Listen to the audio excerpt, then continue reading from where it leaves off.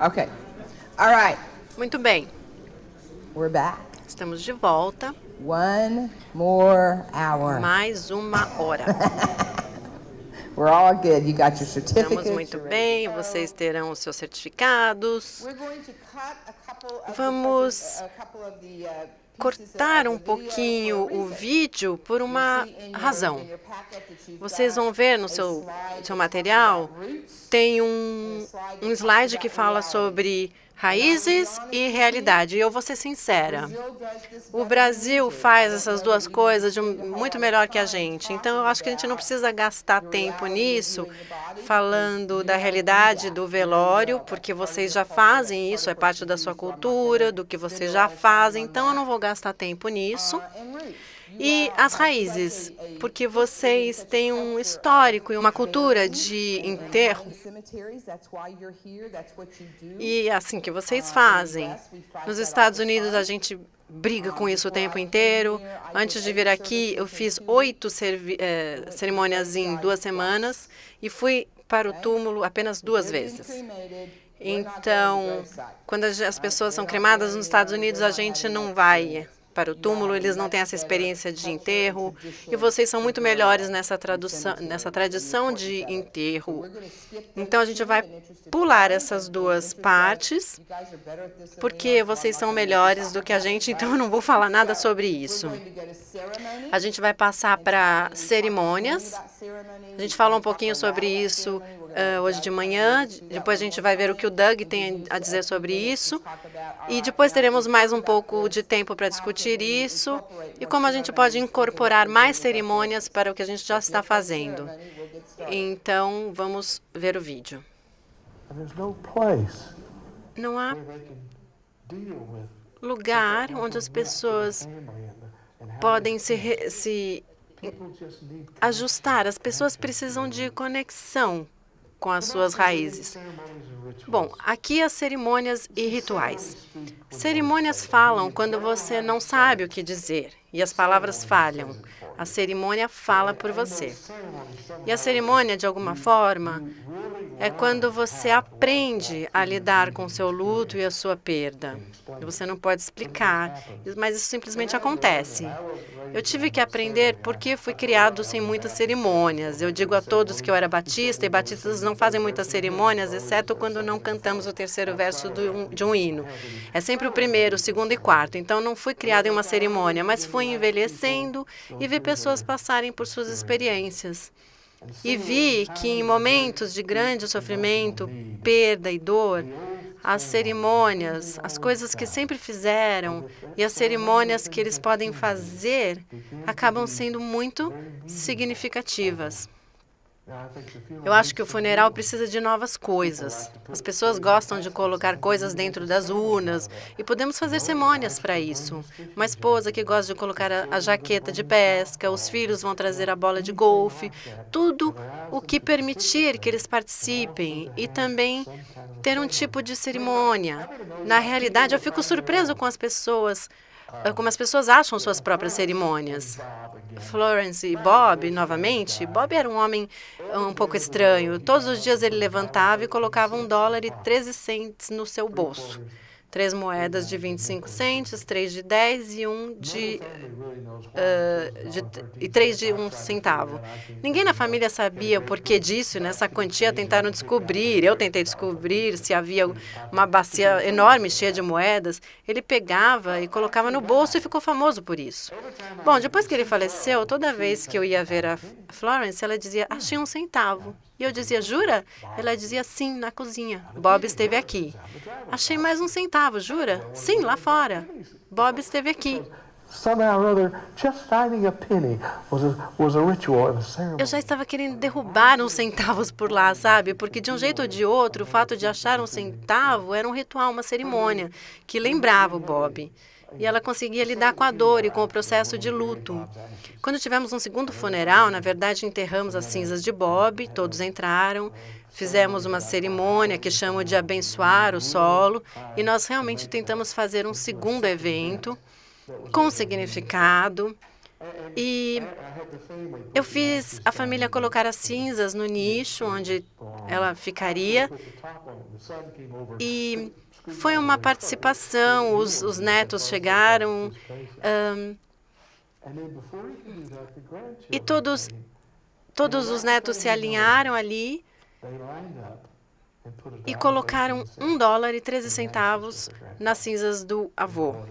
Da mesma maneira que ele fazia, 3 moedas de 25, etc. E eu fiquei ali de boca aberta. E quando eu estava indo embora, eles fizeram uma fila, ajoelharam e beijaram o monumento, um por um. Eu estava feliz naquela cerimônia. Eles estavam expressando a sua dor em palavras que eles não sabiam dizer, em emoções que eles não conseguiam compartilhar. Mas naquela experiência, eles estavam se curando. O próximo é a realidade. Como eu disse, a gente não vai fazer realidade, mas vamos falar sobre as cerimônias.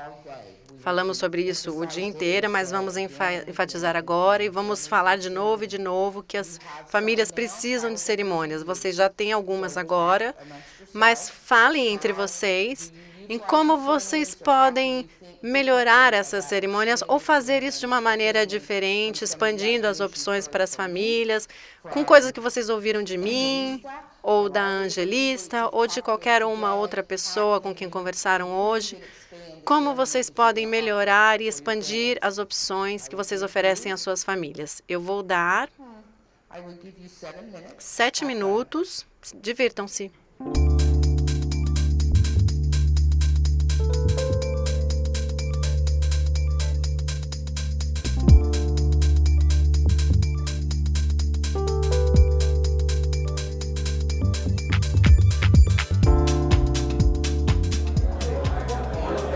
I love the conversation. Eu amo essas conversas.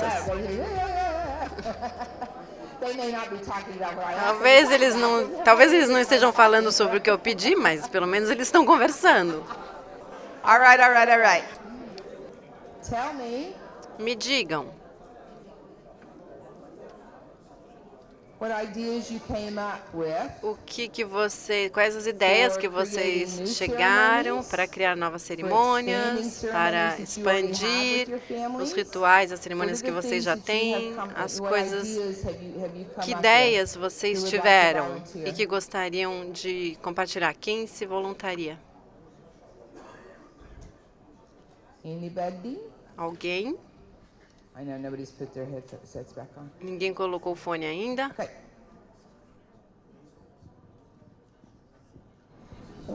Glenda, acho que antes de sugestões, algumas constatações que a gente fez. Nós vivemos hoje um mundo globalizado. Por exemplo, Caxias do Sul, a gente faz cerimônia para senegaleses, para ciganos, para os árabes. E para cada cultura, o corpo tem um significado. E a cerimônia é totalmente diferente das brasileiras, né? Então, essa é uma questão. E na medida que a gente abre para acolher e fazer as cerimônias, a gente também tem que entender os aspectos culturais dos outros para a gente não fazer fiasco, né? Para não fazer feio. A segunda coisa, a impressão que me dá, te escutando e sentindo todas as pessoas que estão aqui interessadas em aprender a fazer um cerimonial com beleza e dignidade, me deu a impressão que dá para a gente sonhar com um mundo melhor, né? Quem sabe a gente começa pelo fim, humanizar o momento da despedida para, quem sabe, melhorar esse mundo. E a outra questão, que é quase uma sugestão, eu quero crer que Brasil afora tenhamos experiências belíssimas de cerimoniais diferentes, né? Quem sabe o sindicato organizar uma pesquisa e um documentário sobre as experiências que a gente já tem. Quem sabe fazer uma troca, porque tudo é possível, desde que respeitando, em especial, aqueles passos que vocês trabalham com muita propriedade. Não é qualquer cerimonial, ele tem um começo, um meio e um fim, né? Então, aqueles passos que vimos de manhã, ele é fundamental para a gente estruturar um cerimonial. Então, a minha contribuição é nessa direção. Obrigada. So, Angelista's suggesting that we're going to create world peace through funeral ceremonies. Sim, eu gostei da ideia de criar paz no mundo através de uma cerimônia. Nos Estados Unidos, nos próximos 4 anos, isso seria maravilhoso. Yeah, you got that, right? Vocês entenderam isso, né? I'm looking for a place to live. Eu estou procurando um lugar para viver, se alguém me oferecer. Quem mais chegou a ideias para que a gente possa engajar as famílias ou fazer cerimônias melhores, como lidar com as famílias e o que podemos fazer além disso? Falando do caso específico de onde eu venho, quando se pensou num projeto de crematório, começou a se construir uma ideia de cerimonial, né? Pessoas e esse cargo, essa função. Como ainda não houve, como ainda não temos o crematório, a gente tem usado isso no sepultamento, porque no Brasil é mais forte e chegou mais forte junto com a cremação, esse ritual todo mais aperfeiçoado, né?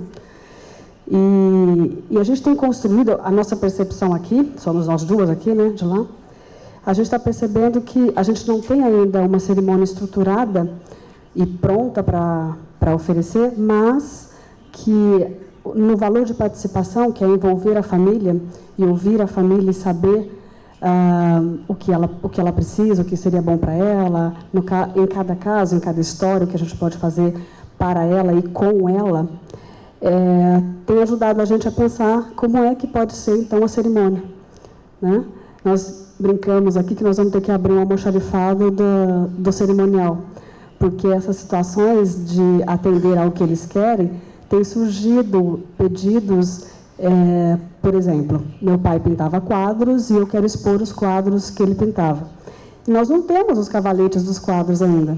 Então, até na estrutura física, a gente vai ter que se adaptar para dar conta disso, né? Então, criar um almoxarifado conforme a gente atende a essas personalizações, a gente vai tendo, então, material para fazer isso.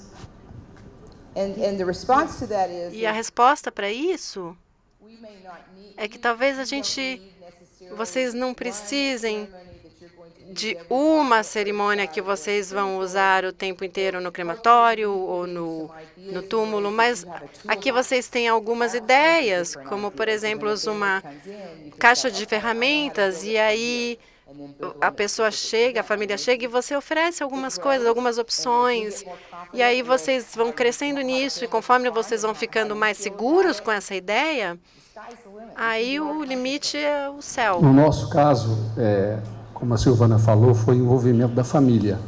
O rapaz morreu e ele era criador de cavalos.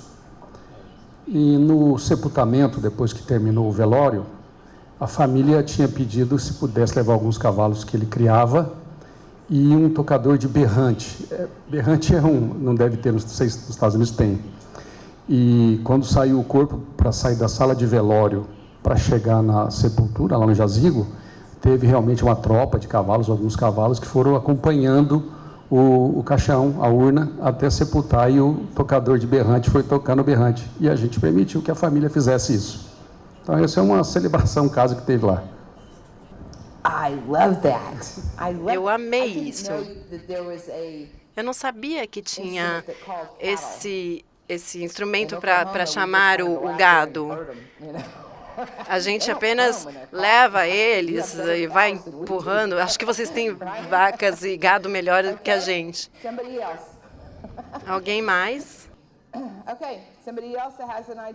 Alguém mais tem uma ideia? Eu acho que isso é muito interessante, de ver vocês pensando de uma maneira diferente. E a família pediu por cavalos e a gente conseguiu fazer isso. Então, quando a gente abraça essa causa, a gente está pensando na família e a gente pode sempre perguntar para a família o que a gente poderia fazer por eles, na visitação, no túmulo, enfim.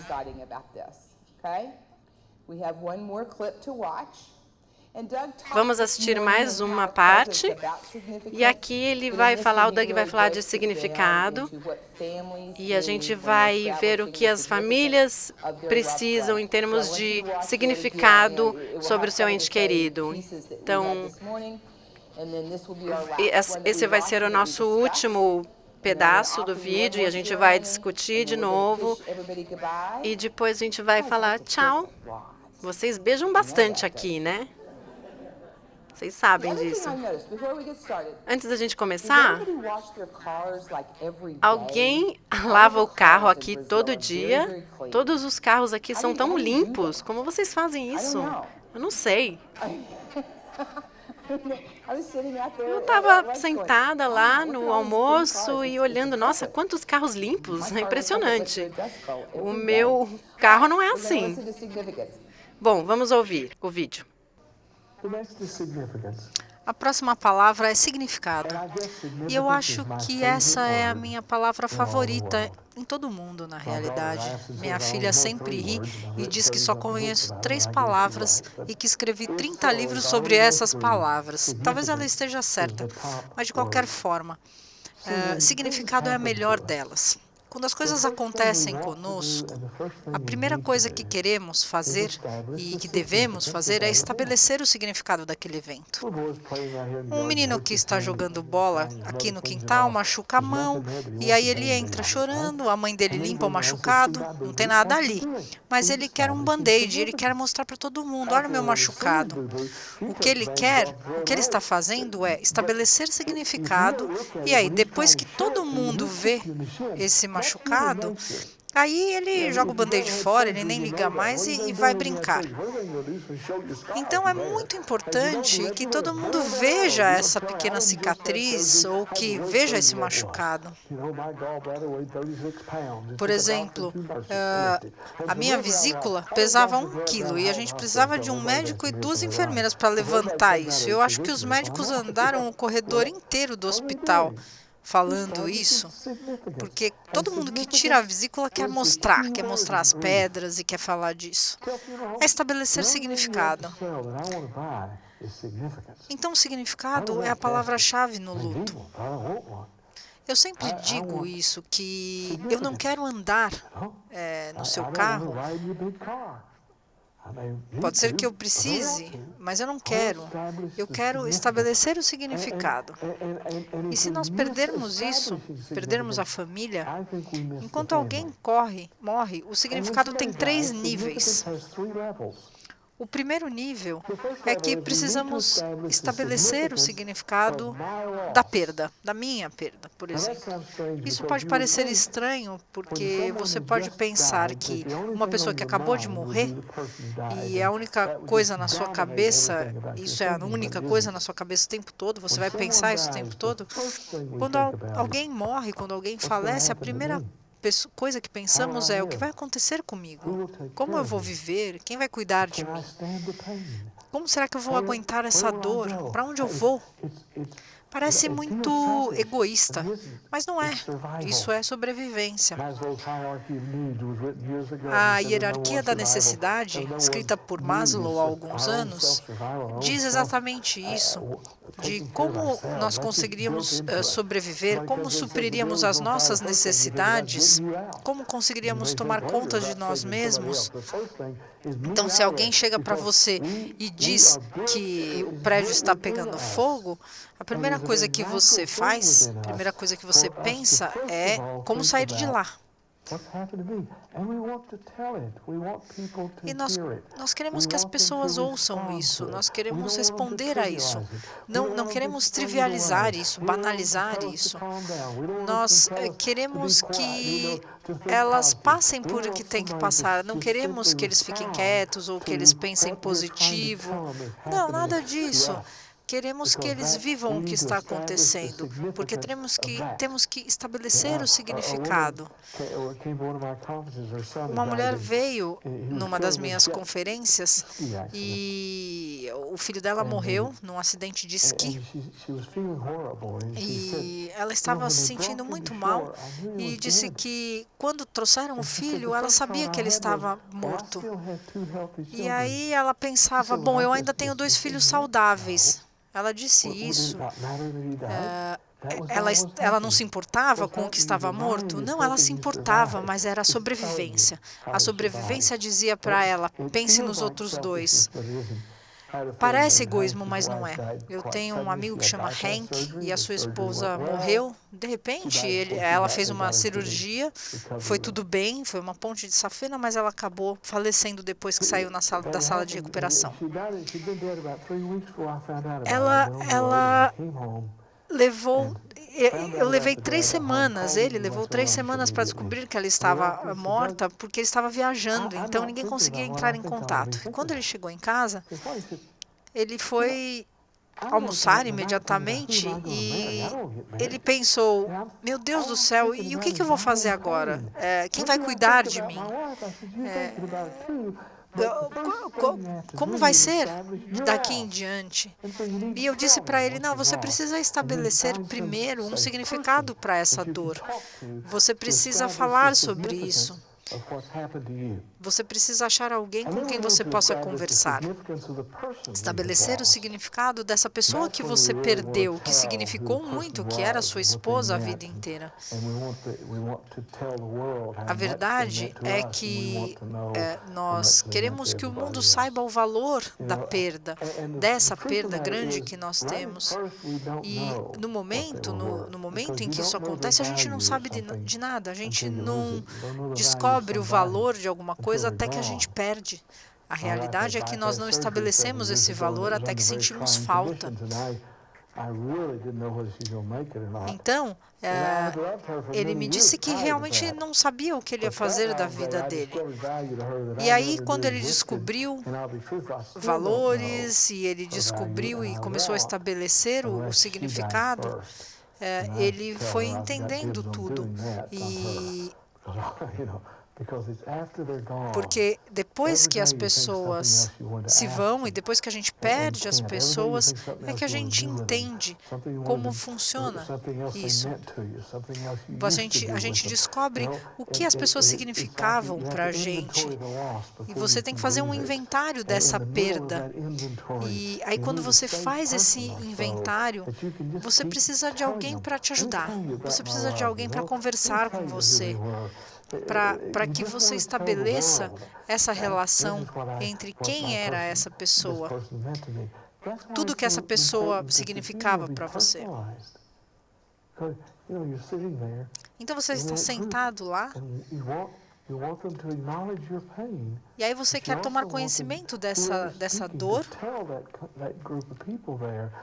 e aí você quer também que aquelas pessoas saibam quem ela era. Porque nós não temos muitas chances de estabelecer essa relação. Quando vamos a Nova York, as pessoas fazem fila para contar histórias. E uma pessoa veio até mim e ela tinha uma foto do marido que era bombeiro. E ela estava falando comigo tão rápido, tão rápido. E quando eu ia devolver a foto, ela disse, pode ficar com essa foto. Eu tenho centenas dessas fotos comigo. Ela tem essas fotos e ela fica andando pela rua e dando essas fotos para as pessoas para estabelecer um significado dessa perda. E se não conseguem estabelecer esse significado da perda na hora da perda, as pessoas começam a ficar obcecadas. E trabalhar o luto de uma maneira saudável é isso, é estabelecer o significado. E é difícil quando não permitimos que as pessoas falem. Então, o funeral é importante por isso. para que todos se reúnam e consigam conversar. Precisam conversar sobre como era essa pessoa, tudo o que ela significava. Eu tenho trabalhado com a minha filha e eu digo que quero muitas flores em todos os funerais, porque a única coisa que eu me lembro, quando a minha avó faleceu, era que a parte da frente da igreja estava cheia de flores, e cada uma com um significado. E minha filha concorda comigo, mas depois de ir estudar na universidade, ela começou a detestar flores, porque, especialmente as gladiolas, porque são muito complicadas de mexer. É difícil lidar com flores. Mas, enfim, cada um estabelece significado das pessoas com seus entes queridos de uma maneira. Quando eu fui para a Austrália e encontrei com Paul Castaldi, que é uma pessoa sensacional, também uma pessoa muito meticulosa, ele descobria como sair de cada banheiro sem encostar na maçaneta. Isso era muito comum, ele fazia isso. Então, porque ele não gostava de encostar ali e de se contaminar. Bom, depois de um tempo, ele morreu num acidente de carro. É lógico que eu escrevi para a família dele e eu liguei para Judy e falei sobre o Paul Castaldi. E diz que, nossa, que cada vez que eu vou num restaurante, eu lembro dele com a história do banheiro. E tem alguns banheiros que não têm portas hoje em dia, e o Castaldi ia gostar disso, porque ele detestava encostar nas portas dos banheiros. Então, algumas coisas ficam na cabeça da gente. O filho dele também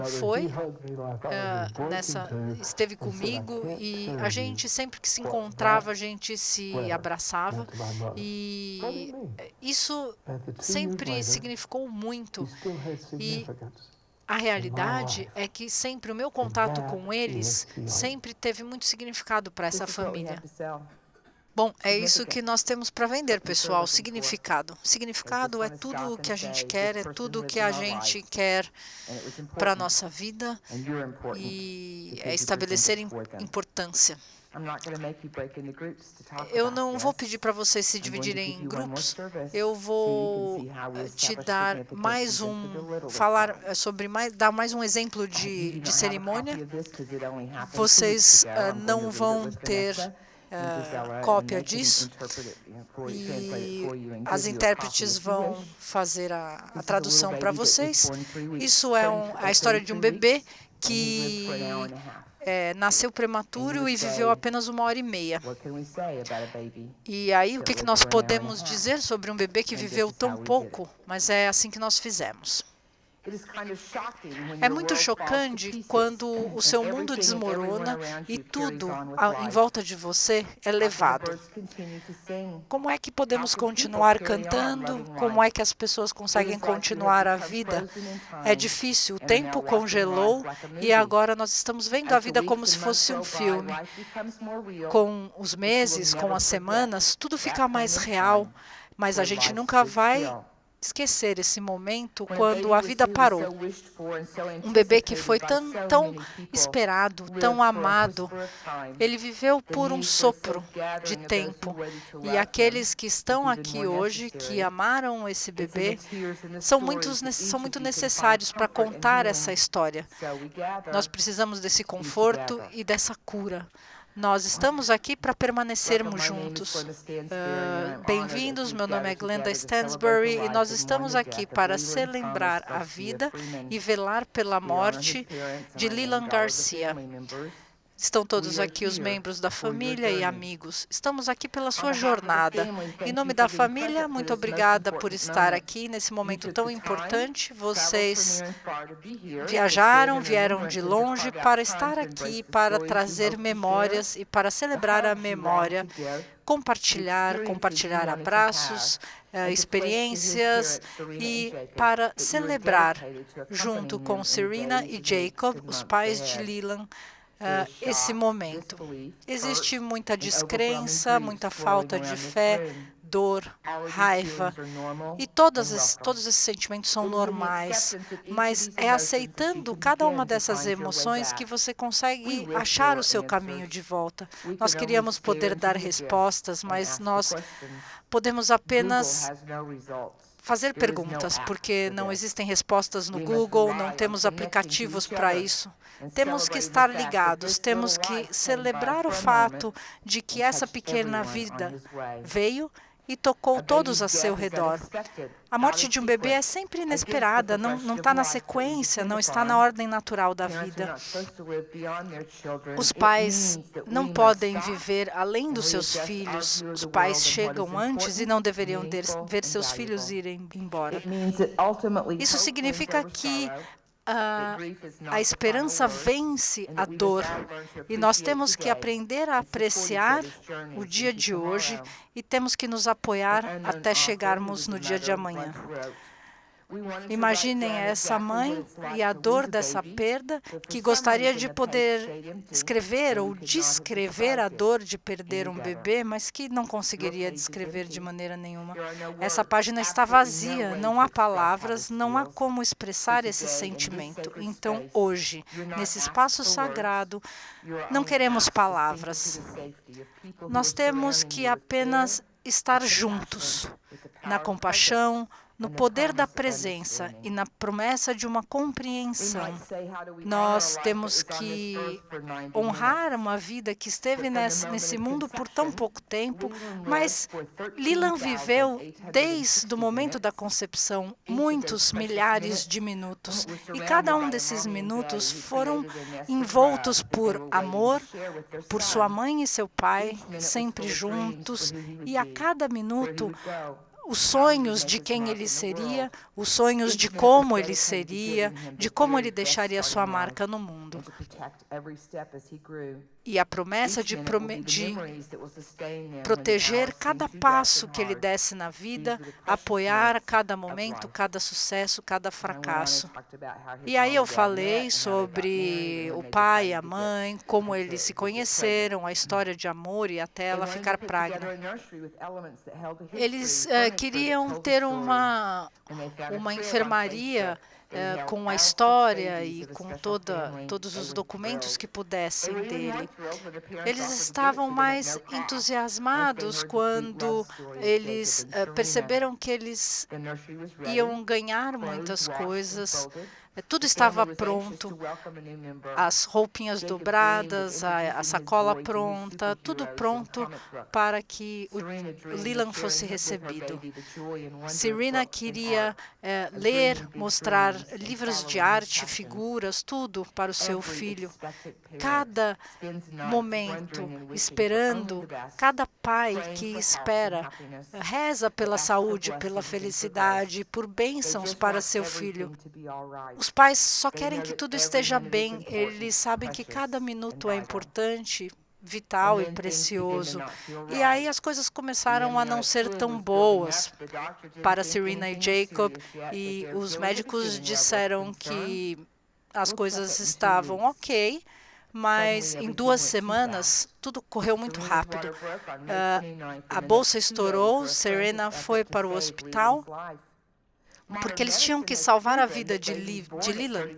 E um bebê poderia nascer com 33 semanas, mas ninguém sabia um pequeno problema que Leland tinha. Ele tinha uma fístula no esôfago, que é um problema muito grave. E aí, às 2 da manhã, dia 31 de maio, Leland nasceu com apenas 1,5 kg. E os profissionais tomaram ações imediatas, eles deram tudo o que tinham, eles deram toda a tecnologia, tudo que eles conseguiam para salvar essa vida preciosa. O coração dele era forte, então havia esperança. O tempo passou, mas logo era muita coisa para esse pequeno bebê, muito para a sua habilidade de respirar e para o seu pequeno pulmão. Não havia muito tempo para que ele se preparasse para esse mundo. Os anjos do hospital todos sabiam que era hora de dizer adeus. Então, Leland foi para os seus pais. Os pais beijaram, seguraram ele no colo e começaram a se despedir do pequeno Leland. Para o staff do hospital, esses momentos foram capturados, eles tiraram muitas fotos. Esse é um folder que nós temos com fotos e com palavras. Não há fotos do primeiro banho, do primeiro dente, do primeiro aniversário ou primeiro dia na escola, nada disso. Então, eles tiraram outras fotos do seu pezinho, fotos que vão acompanhar Jacob e Serena pela vida toda. E então fizemos um vídeo, um tributo com essas fotos. As semanas seguintes vão ser difíceis, momentos de graça, momentos de dor. O resto da família, Jacob e Serena, vão ter que estar juntos, segurando as mãos e compartilhando esse sofrimento. Uma vida é medida pelo impacto que ela causa no mundo. Leland Thomas Garcia Freeman vai ser lembrado pela promessa da família, pela promessa do impacto que ele causou no mundo e em todos à sua volta durante tão pouco tempo. Ele nunca vai ser esquecido. Jacob e Serena, nós damos para você e desejamos amor, experiências que curam. E vocês não vão saberão quando, mas vocês vão entender que a dor vai ser substituída por gratidão, que vocês vão conseguir dizer o nome do pequeno Leland sem tanta dor, que nós vamos fechar então com uma bênção e vamos convidar todos aqui, a família e os amigos de Leland, para dar o último adeus.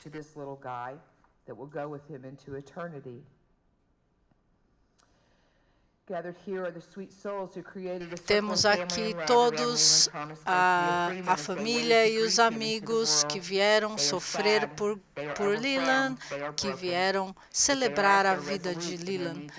Eles queriam honrar essa vida jovem e estabelecer significado desse pequeno bebê que já tocou o mundo ao seu redor. Lutem e estejam juntos nessa luta para expressar a dor, para vencer esse obstáculo, ouvindo, oferecendo as mãos, dando as mãos. Nós queremos um conforto especial para Jacob e Serena, para que eles achem esperança para o amanhã, para o futuro, que eles tenham um espírito cheio de paz, amor, agora e nos tempos vindouros. Aí nós levamos eles lá fora para soltar uns balões, umas bexigas. E o que nós queríamos lembrar com isso é entender que Leland tem que ir. Leland tem que ser agora deixado. Temos que dar o nosso último adeus para que o espírito dele siga livre.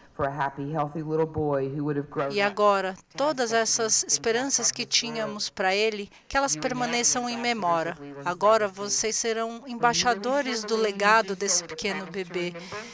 Essa é uma promessa de memória, de lembrança, de representar tudo que é lindo no mundo, do amor que ele trouxe em tão pouco tempo de vida. Vamos dizer uma oração, vamos pensar numa bênção, vamos pensar num amor incondicional que nós temos. E então vamos pensar e pronunciar o nome de Leland. Os balões foram liberados, soltados. E aí vocês podem levar com esses balões os seus pensamentos. Obrigada por estarem aqui e darem apoio a essa família.